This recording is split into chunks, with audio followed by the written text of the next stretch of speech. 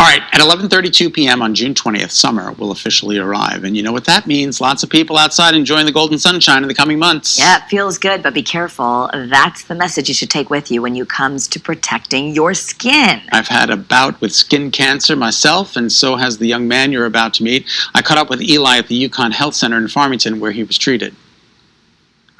I'd like you to meet Eli Bowman. He noticed something on his forehead months ago. Just one day, woke up, looked in the mirror, and it was bleeding. Didn't remember scratching it or anything, but I figured must have banged it on something. He didn't recall doing anything because he hadn't. The scratch on Eli's head was something else.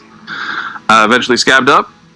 Scab came off and just left like a scar, shiny little spot. So I was like, all right, whatever.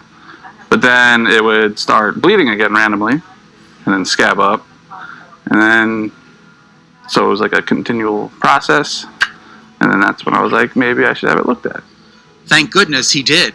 So I went to stores, had a biopsy, got a call a couple days later that it came back positive for basal cell carcinoma. Basal cell carcinoma. Basal cell carcinoma. And then scheduled the surgery, and then that's when I went to Dr. Fang. Dr. Hao Fang is a board-certified dermatologist with fellowship training in Mohs surgery and cosmetic dermatology here at UConn Health in Farmington. He operated on Eli back in March, and today, Eli's good. So Eli had a skin cancer on his forehead. He had a basal cell skin cancer, which is the most common form of skin cancer.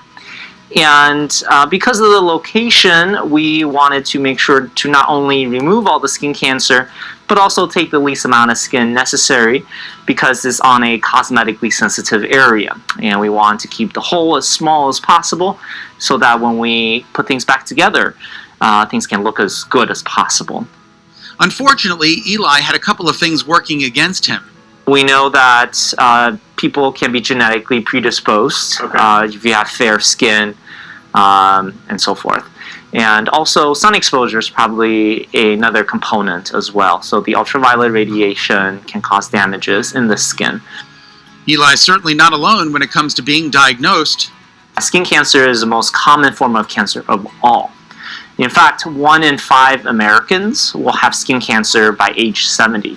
And skin cancer alone makes up for more cases than all the other cancers combined. Wow. So this is a very prevalent condition, and it's really important we talk about it because the major factor that predisposes us to skin cancer is ultraviolet radiation, and it's highly preventable. And as the beginning of summer, as we want to get out, enjoy the outside, this is a perfect time to talk about how we can prevent ourselves from getting skin cancers down the line, and what we can do to detect skin cancer early if we do develop them, so that we can catch them early because they're highly treatable and curable.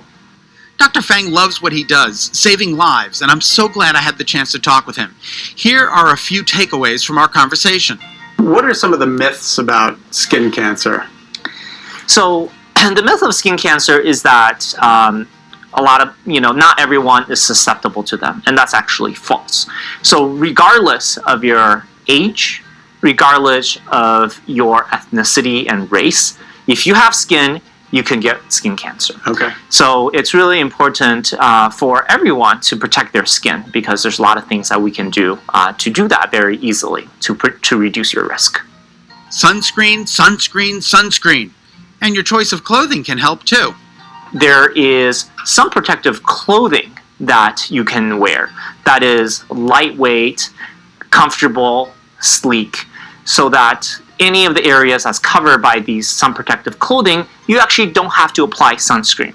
And if you do apply sunscreen, and you should apply to areas that are not covered by those clothing, you should be applying every 2 to 3 hours using a sunscreen that is broad spectrum, meaning it covers ultraviolet A and ultraviolet B light, with a sun protective factor of 30 or higher. Is there such a thing as a safe tan? There's no such thing as a safe tan. If you have a tan, that's your skin's reaction to saying, I am getting burnt and I need to protect myself. So there's no such thing as a safe base tan. And tanning booth has very high doses of ultraviolet rays that you absolutely want to avoid. So Definitely do not tan. Save your skin from skin cancer and also premature skin aging. Let's go through that one again.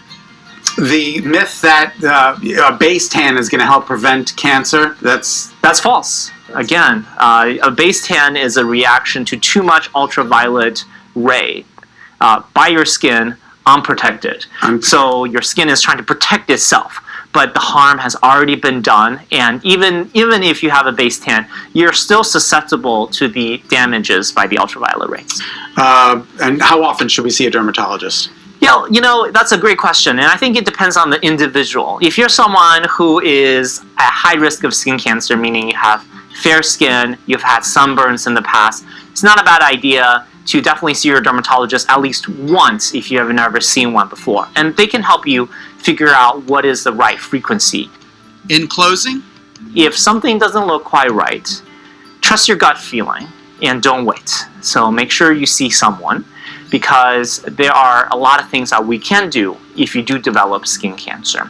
And it's all about detecting them early and treating them early. And for those people out there, it's also never too late to protect your skin, even if you had sun damage before, even if you had lots of sunburns, because we can still do a lot of good today that you'll be thankful for 10, 20, 30 years later. Yeah, that's exactly what happened to me. Something didn't look right, and it wasn't. Turned out I had melanoma, which has since been cured. Thank God I had great doctors right here in Connecticut. If you'd like more information on UConn Health or to make an appointment, you can visit health.uconn.edu/dermatology.